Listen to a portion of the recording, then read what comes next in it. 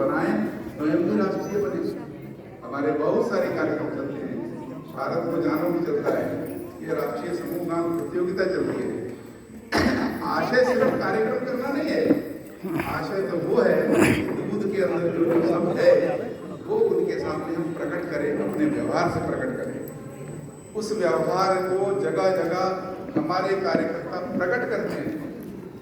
दिन रात अपना कार्य करते हुए भी भारत विकास परिषद के कार्य में लगे रहते हैं। कभी कभी अपनी क्षति करके, कभी कभी अपने प्रियजन का स्वार्थ का भी ध्यान न रखकर हम लोग कार्य में लगे रहते हैं। हमारे बीच में यहाँ कार्यकर्ता बैठे हैं जो इसी स्थिति में आ जाए, मैं व्यक्तिगत रूप से उनको जानता हूँ। भारत विकास परिषद का काम करते हैं, क्यों करते हैं? हमारे मन में देश के लिए कुछ अलग से चीज है। पर्सनल तो सब जीवन जीते हैं, कुछ देश के लिए भी किया जाए। यह काम करके दिखाने के लिए हमको किसी न किसी ऐसे संगठन के साथ जुड़ना पड़ता है जिसमें सब तरह की मशीनरी काम करती है और हम उसके अंग हो जाते हैं और राष्ट्रीयता के लिए और राष्ट्र का काम करने के लिए एक सहज तरीके से चलने लगते हैं। भारत विकास परिषद ने सबसे निचली कड़ी का विचार करने के लिए सबसे ऊपर कड़ी वाले बड़े जितने हो सकते हैं लोग, उनको इसके साथ मिलाने की कोशिश की है कि भारत का सबसे संपन्न व्यक्ति सबसे गरीब व्यक्ति के बारे में सोच क्या रखता है, उसको ये समझ में आना चाहिए मैं ये हूँ, ये मैं है और हम सब मिलके भारतीय हैं, हम उनका विचार करेंगे। अगर ऐसा विचार करते हैं तो भारत विकास परिषद उसमें सफल होता है। बड़प्पन लाने के लिए हमारे शास्त्र कहते हैं कि आदमी कैसे बड़ा हो सकता है। एक तो आदमी जन्म लेते ही बड़ा हो जाता है और कभी कभी आदमी जन्म के बाद कद से बड़ा हो जाता है। एक ही परिवार में जो बड़ा भाई होता है कद में छोटा रह जाता है और जो छोटे नंबर पे आता है वो कद में बड़ा हो जाता है। तो लोगों को भ्रम होता है कि बड़ा ये है, तो माँ बाप समझाते हैं जी ये जो बड़ा है ना असल में ये छोटा है और ये छोटा है ना ये असल में बड़ा है। तो उम्र से बड़ा होता है आदमी, कद से बड़ा होता है, फिर एकदम जब आगे बढ़ता है तो समाज में आता है, शिक्षा ग्रहण करता है, फिर वो शिक्षा से बड़ा होता है। और शिक्षा में बड़ा होना माने क्या? शिक्षा काय के लिए, क्यों कमाना शिक्षा? नो डाउट खूब धन कमाइए इसके लिए शिक्षा है, खूब सुख कमाइए इसके लिए शिक्षा है। जितनी टेक्नोलॉजी इस्तेमाल करिए अपने आप को खूब बड़ा बनाइए, धनवान बनाइए, इसके लिए शिक्षा है। शिक्षा धनार्जन करने के लिए है, लेकिन शिक्षा के बाद वो धन आएगा तो उसका करना क्या है? तो शिक्षा के बाद आदमी धन से बड़ा होता है। अगर शिक्षा तो बहुत है भी नहीं है लेकिन धन भी नहीं है, बड़े नहीं हो सकते। शिक्षा में आगे रुके, लेकिन अगर शिक्षा होने के बाद धन भी खूब कमा लिया, एक श्रेणी और हम ऊपर हो गए। लेकिन खूब धन कमाने के बाद उससे भी बड़ा होना है, जो असली बड़ा होना है, जिसको जीरो लगाकर हम 99 से 100 बनते हैं, वो वास्तव में कहा जाता है कि पुण्य है। अगर पैदा होकर, कद में बड़े होकर और शिक्षा में बड़े होकर और खूब अर्थ कमाने के बाद पुण्य नहीं किया तो हम किस श्रेणी में आएंगे? हमारे शास्त्र कहते हैं कि प्रथमेन आर्जितम विद्या, 4 आश्रम होते हैं, 25 साल 25 साल 25 25। तो पहले 25 में प्रथमेन आर्जितम विद्या और द्वितीय न आर्जितम धनम।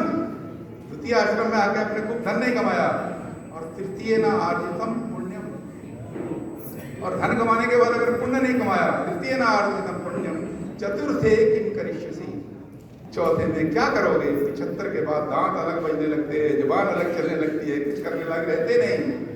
इसलिए सब करना है तो पहले 3 आश्रम, खूब शिक्षित होइए, खूब धन कमाइए, लेकिन धन किसके लिए कमाइए? संपूर्ण देश के लिए, मानवता के लिए, पुण्य कमाने के लिए। पुण्य का मतलब मानवता से है। जो विश्व की चिंता करता है वही भारतीय हो सकता है। एक कवि हुए मुस्लिम कारेबेग कहते थे भगवान कृष्ण के भक्त थे और भगवान कृष्ण को उलाहना देते थे और कहते थे कि मैं भक्त तो आपका हूँ, लेकिन पता नहीं आप मेरी सुनोगे नहीं सुनोगे। तो उनके जो वाणी है वो है मुश्फिक शफीक बदल दोस्तू रफीक मेरा, तू ही दिल जानी है हकीक ख्याल कीजिए, तारे का करार पड़ा तेरे दरमियान हार, अब चाहूँ दीदार में मुरब्बत ना हुजिए। फिर अंत में कहता है हिंदुन के नाथ तो हमारा कछु दावा नहीं। अगर केवल आप हिंदुओं के नाथ है, मेरा क्या दावा है, मैं तो मुस्लिम हूँ। लेकिन उसके आगे क्या कहता है? हिंदुन के नाथ तो हमारा कुछ दावा नहीं, जगत के नाथ तो हमारी सुध ली। वो कहता है अगर आपके नाम के साथ जगन्नाथ लगता है भाई उसमें तो कर दिया। तो जहां हिंदू शब्द आ जाता है वो हिंदू या हिंदुस्तान के लिए नहीं होता, वो हमारे देव देवता जो होते हैं वो जगन्नाथ ही होते हैं, हिंदू के नाथ नहीं होते। जगन्नाथ, जगन्नाथ का प्रसाद जात पूछे ना पाप। क्या आता है जो विश्व की चर्चा करता है वो हमारा ईश्वर हो सकता है, वो हमारा महापुरुष हो सकता है।